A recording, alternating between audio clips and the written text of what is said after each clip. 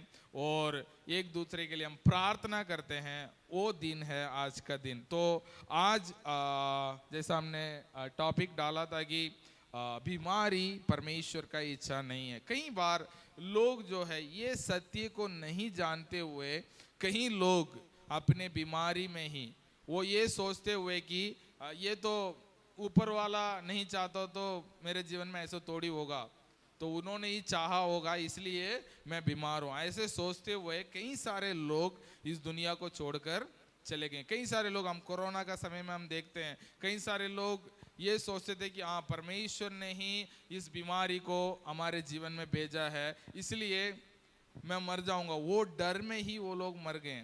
तो कई सारे लोग और कई प्रकार का बीमारी है, उसमें वो अपने जीवन को छोड़कर इस दुनिया से चले गए हैं, क्योंकि केवल ये एक बात को नहीं जानते थे कि हमारे पिता एक भला पिता है, वो हमारे जीवन में बीमारी को अनुमति नहीं दे सकता।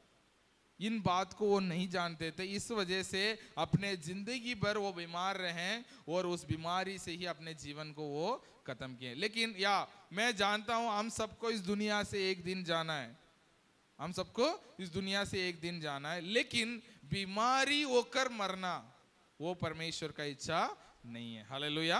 बाइबल को आप देखते हैं, अब्राहम को देखो, याकूब को देखो, इसहाक को देखो, हर व्यक्ति क्या करते हैं, वो अपने मरने का समय हो जाता है, उस समय में अपने बेड में आराम में लेटे रहते हैं और अपने बच्चों को बुलाते हैं, उनको आशीर्वाद देते हैं, उसके बाद बोलते हैं कि मेरा जाने का समय हो गया, मैं चला जाता हूं। इसे कहते हैं परमेश्वर की इच्छा के अनुसार इस पृथ्वी को छोड़कर जाना। ये नहीं कि हमारे शरीर में ट्यूब लगा हुआ है, दवाई खा रहे हैं, वो खाते खाते वो दवाई काम नहीं कर रहा है, फिर इस दुनिया को छोड़ के चले गए। ये परमेश्वर का इच्छा कभी नहीं है। परमेश्वर का वचन कहते हैं कि मैं तुम्हें लंबे आयु से तृप्त करूंगा। तृप्त करना मतलब, जैसा मैं छोले भटूरे आज सुबह बच्चे खा रहे थे, तो छोले भटूरे आप प्लेट ले लगाते जा रहा है, अब एक भटूरे खा लिए, 2 भटूरे खा लिए, 10 भटूरे खा लिए, तब आपने कह दिया मेरा पेट भर गया, बस, जब तक आपको मिलते रहेगा। उसे कहते हैं लंबे आयु से तृप्त करना, मतलब जब तक आपको लगेगा कि हाँ मेरा पूरा हो गया। तो आपका जीवन भी ऐसे ही है, जब तक आप नहीं कह रहे हैं अरे मेरा पूरा हो गया, मैंने देख लिया अपने बच्चों को देख लिया, बच्चों को भी देख लिया, अभी मेरे को परमेश्वर के पास जाना है। जब तक आप ये निर्णय नहीं करोगे, जब तक आप इस दुनिया से जा नहीं सकते। ये परमेश्वर का वायदा है, इसे आप मानते हैं तो लंबे आयु जी सकते हैं। 50 होने से पहले अरे हमारी जिंदगी तो खत्म है, हमें तो जाने का टाइम हो गया है, तो आप जा भी सकते हैं, कौन रोक सकता है? नहीं रोक सकता। लेकिन आप परमेश्वर का इच्छा को जानिए कि परमेश्वर का इच्छा क्या। परमेश्वर का इच्छा क्या ये है, आप लंबे जीवन जिए और आप जब तृप्त हो जाएंगे तब अपने पिता के पास वापस जाए। ठीक है, इस सत्य को आपको जानना है।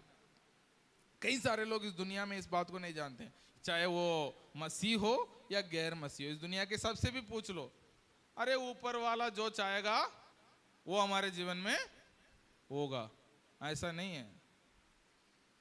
जैसा मान के चलो मेरा बेटी है, आप कोई आके मेरे बेटी से बोले तुम्हारे पापा ने बोला यहां से कूदने के लिए, मेरे बेटी क्या बोलेगी? वो बोलेगी मेरे पापा कभी ऐसा नहीं बोल सकते। लेकिन कोई आके आपसे बोला है परमेश्वर आपको, अरे ऊपर वाला ने तुम्हें बीमारी दे दिया, तो बोले अरे होगा, ऊपर वाला कुछ भी कर सकता है। अब क्या कहते हैं, ऊपर वाला कुछ भी कर सकता है। आपका पापा नहीं कर सकते, लेकिन ऊपर वाला कर सकता है, क्योंकि ऊपर वालों को हमने ऐसा बना के रखा है कि अरे कभी वो आपका जीवन में अच्छा ही देगा, कभी वो बीमारी भी दे देता है। ऐसा नहीं है, वो एक भला पिता है। वचन में लिखा गया है कि क्या कोई पिता अपने बच्चा रोटी मांगेंगे तो उसको पत्थर देगा? नहीं देगा। वैसे ही मैं भी आपके शारीरिक पिता आपसे जितना प्रेम करता है उससे बढ़कर मैं आपसे प्रेम करता हूं। तो एक शारीरिक पिता जो नहीं कर सकता वो परमेश्वर पिता कैसे कर सकता है? तो कई सारे लोग सोचते हैं अरे ऊपर वाला का मर्जी है, वो चलेगी, नहीं है। इस दुनिया में एक और व्यक्ति भी है, उसका नाम है शैतान। उसका नाम क्या है? शैतान। वचन कहती है कि चोर चोरी करने, घात करने और नष्ट करने के लिए आता है। मैं इस दुनिया में इसलिए आया हूं ताकि आपको जीवन मिले, वो भी बहुतायत का जीवन। हालेलुया। तो चोर चोरी करता है, चोर नष्ट करता है, चोर बीमारी को हमारे जीवन में लाता है, लेकिन वचन उसको भी जवाब देती है, उसको सामना करो। किसको? चोर को। चोर को बोलोगे हमारे घर में आके बैठ जाओ, तो बैठे भी रहेगा, वो चोरी भी करता रहेगा। लेकिन वचन कहती है कि उसको सामना करो, वो क्या करेगा? भागेगा। वो खुद भागेगा और अपने हरकतों को भी लेके भागता है। ये है एक मसीह जीवन होना चाहिए। ठीक है, पढ़िए आज का वचन जो है यफिसियों अध्याय 5 का 17। यफिसियों अध्याय 5 का 17 क्या लिखा है?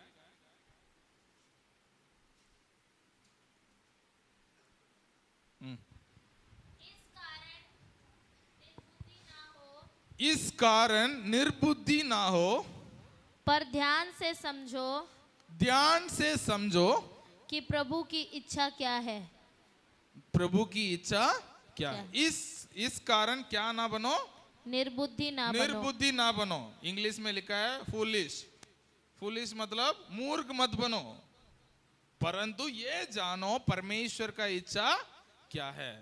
हालेलुया। यदि आप कहते हैं ऊपर वाला ने मेरे को बीमारी दे दिया, तो आप, मैं नहीं कहता हूं, वचन कहती है मूर्ख है, क्योंकि उस व्यक्ति को यह नहीं पता है कि परमेश्वर का इच्छा क्या है। वचन कहती है कि मूर्ख ना बनो, निर्बुद्धि ना बनो, परंतु परमेश्वर का इच्छा क्या है उसे जानो। हालेलुया। तो परमेश्वर का इच्छा क्या है हमें जानना है। जब तक हम परमेश्वर का इच्छा को नहीं जानते हैं, हमारे प्रार्थना भी व्यर्थ है। यीशु मसीह ने एक प्रार्थना की क्रूस पर मरने का समय में, यदि आपका इच्छा है तो, यदि आपका इच्छा है तो इस कटोरों को, इस दुख को मेरे से हटा दो। जब उसने हमारे पाप को क्रूस पर लेकर लटका हुआ था, उस समय में उन्होंने बोला, उससे पहले, लटकने से पहले उन्होंने बोला है कि यदि आपका इच्छा है तो इस दुखी को मेरे जीवन से हटा दो।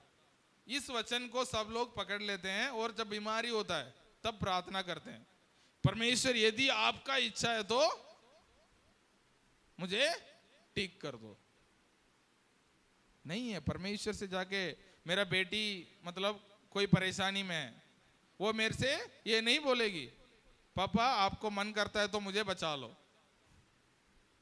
वो हक से क्या बोलेगी? पापा मुझे बचा लो, मुझे ये दे दो।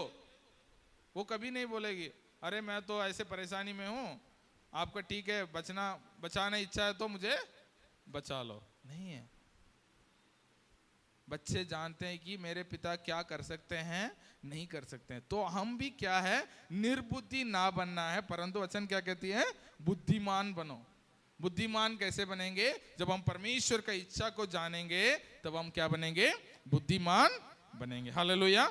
तो उसके बाद वो केवल बीमारी के ऊपर नहीं है, आज मैं बीमारी के ऊपर बात करता हूं, लेकिन बहुत सारे चीजें हैं बाइबल में। गरीबी को लेकर है और श्राप को लेकर है, पाप को लेकर है।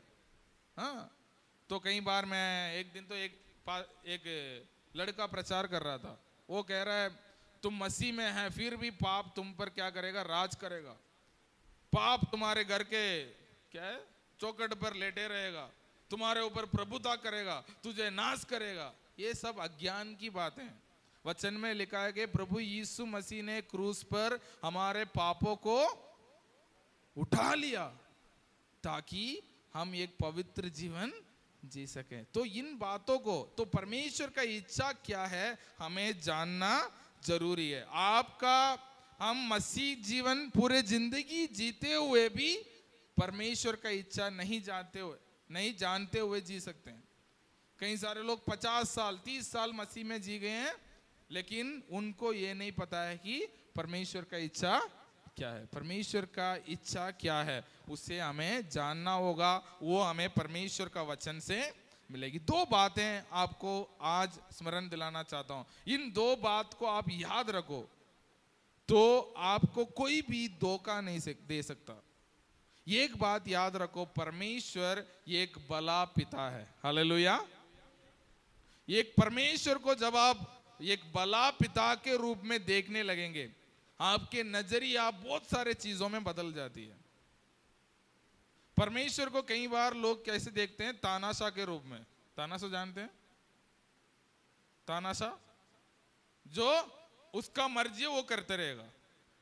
वो करना चाहता है, मारना चाहता है तो मार देता है, जो जिंदा करना चाहता है तो जिंदा कर देता है। लेकिन तानाशाह जिंदा नहीं कर पाता है। लेकिन लोग चाहते हैं कि परमेश्वर जिंदा करना चाहता है तो कर लेगा, मारना चाहता है तो मार लेगा। ऐसा नहीं है।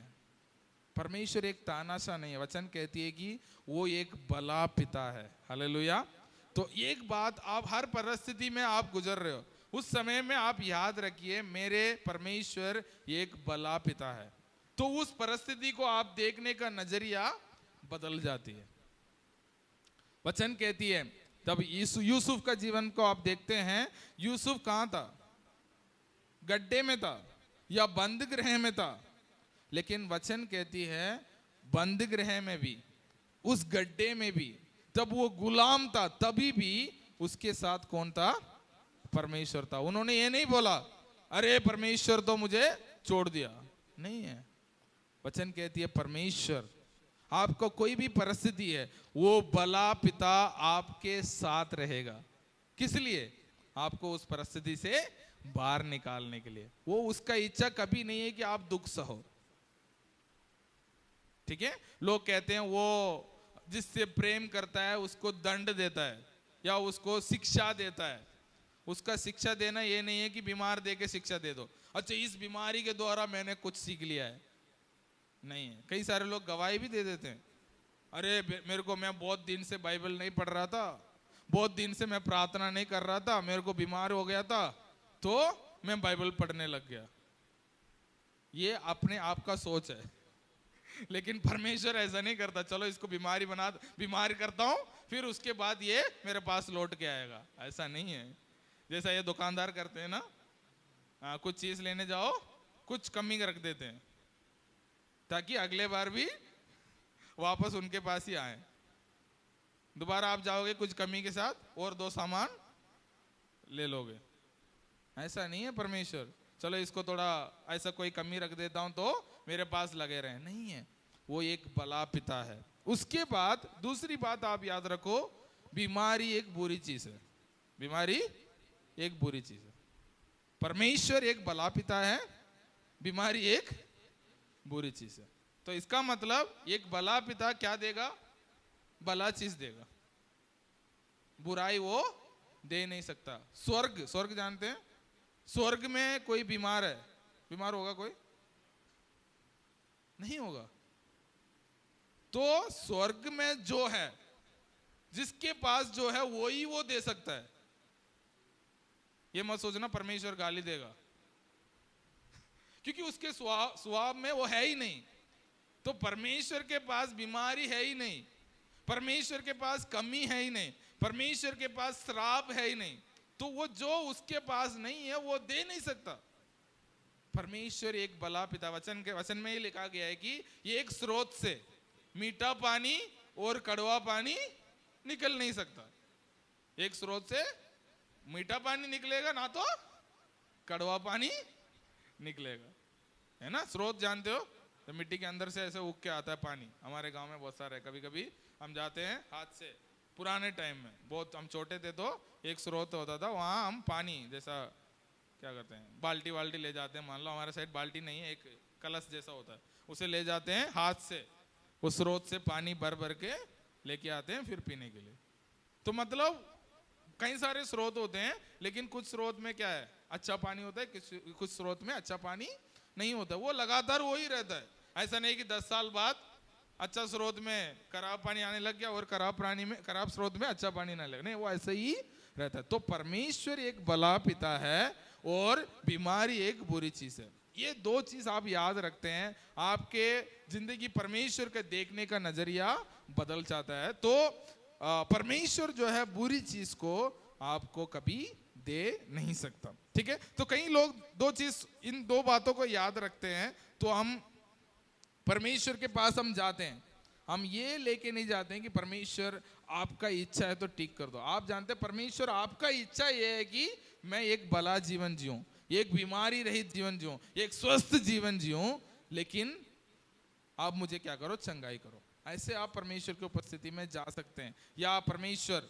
मैं उस शैतान को मैं सामना करता हूं, मेरे शरीर से इस बीमारी निकल जाए।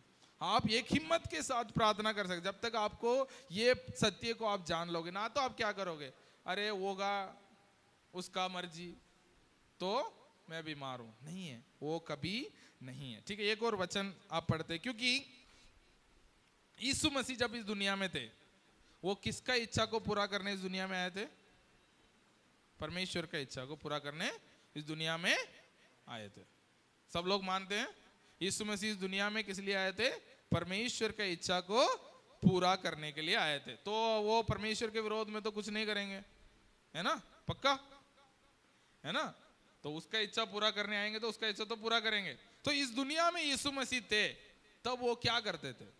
ठीक है, हम पढ़ेंगे मत्ती रचित सुसमाचार अध्याय 4 का 24। मत्ती रचित सुसमाचार अध्याय 4 का 24, उसमें क्या लिखा है देखिए। और सारे सीरिया देश में, हाँ, सारे सीरिया देश में उसका यश फैल गया, उसका यश फैल गया, और लोग सब बीमारों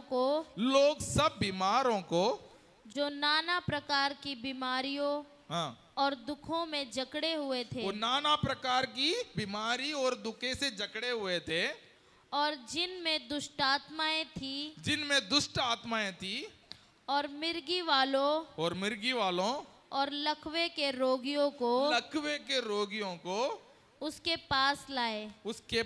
किसके पास लाए? यीशु मसीह के पास लाए। मतलब बहुत सारे नाना प्रकार की बीमारी, उसमें कुछ भी बीमारी डाल दो, ठीक है, बहुत सारे बीमारी और कुछ कुछ नाम यहाँ लिखा भी गया है। बहुत सारे लोगों को किसके पास लाए? यीशु मसीह के पास लाए। यीशु मसीह ने उन्हें क्या किया? और उसने उन्हें चंगा किया। उसने उन्हें क्या किया? चंगा किया। यदि बीमारी रहना परमेश्वर का इच्छा होता तो यीशु मसीह क्या करता? उनको चंगा नहीं करता। यीशु मसीह क्या करता? अरे तू है, तुझे चंगा कर लेता हूँ, ठीक है, लेकिन तू, अच्छा नहीं, तुम्हारा तो बीमारी रहना परमेश्वर का इच्छा है, तू बीमारी रहेगा, 2 महीने के बाद तुम ठीक हो जाओगे। ऐसा कहीं लिखा है क्या बाइबल में? वचन में लिखा है जितना भी बीमार उसके पास आए, यीशु मसीह ने क्या किया? उन्हें चंगाई की। एक और वचन पढ़ी, मत्ती रचित सुसमाचार 8 का 16। मत्ती रचित सुसमाचार 8 का 16 क्या लिखा है?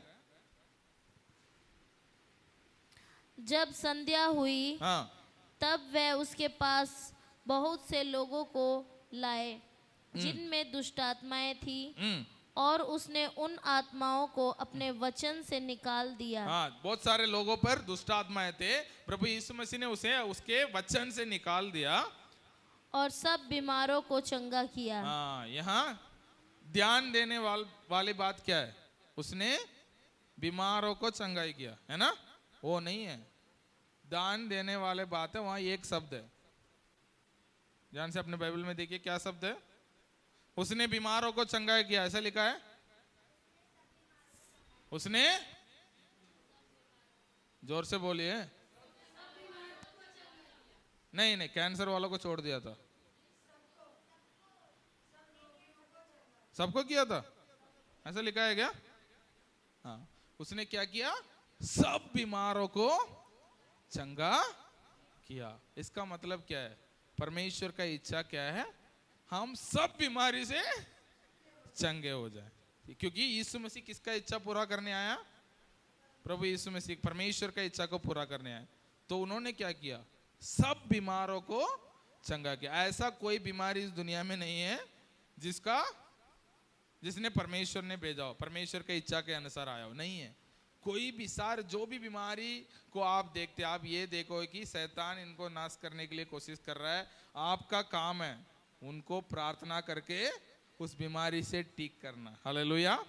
कैसे? परमेश्वर का वचन से। परमेश्वर का वचन कहती है उसके कोड़े खाने से हम चंगे हुए हैं। हालेलुया। तो इन बातों को याद रखो। एक और वचन पढ़िए, लूका रचित सुसमाचार 4 का 40। लूका 4 का 40 में क्या लिखा है? मैं पढ़ता हूं। सूरज डूबते का समय जिन जिन के यहाँ लोग नाने प्रकार के बीमारियों में पड़े हुए थे वे सब उनके पास ले आए और उसने एक एक पर हाथ रखकर उन्हें चंगा किया। बहुत सारे बीमारी को उनके पास लाए हैं। यीशु मसीह ने क्या किया? एक छोड़कर एक पर हाथ रखा और उसे चंगा किया। हालेलुया। हाँ, मैं गलत पढ़ता तो आपको सही बोलना है। एक छोड़कर एक पर हाथ रखा और उसे चंगाई किया। हाँ, एक एक पर मतलब जितने भी थे उनके ऊपर हाथ रखा और उन्हें चंगा किया। मतलब यीशु मसीह के पास जितने भी बीमारी को लेके आए यीशु मसीह ने क्या किया? उन्हें छूकर उन्हें चंगाई किया। ठीक है, तो आज का एक महत्वपूर्ण पैसेज हम पढ़ेंगे, वहां से परमेश्वर क्या चाहते हैं हमारे जीवन में उसको देखते हुए हम प्रार्थना में जाएंगे। पढ़िए मत्ती रचित सुसमाचार अध्याय 8 का 1 से 3। मत्ती रचित सुसमाचार अध्याय 8 का 1 से 3। जब वह उस पहाड़ से उतरा यीशु मसीह एक पहाड़ से उतरकर एक जगह गए, किसी गांव के वहां जा रहे थे।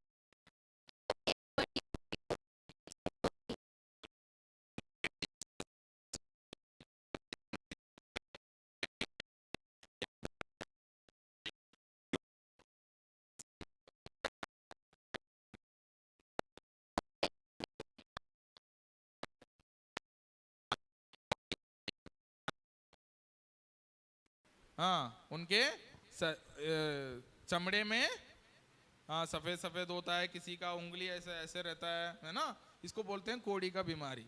हाँ ठीक है, उसको प्रणाम किया और कहा, हे प्रभु, यदि तू चाहे तो मुझे शुद्ध कर सकता है। हाँ, तू चाहता है तो मुझे शुद्ध कर सकता है।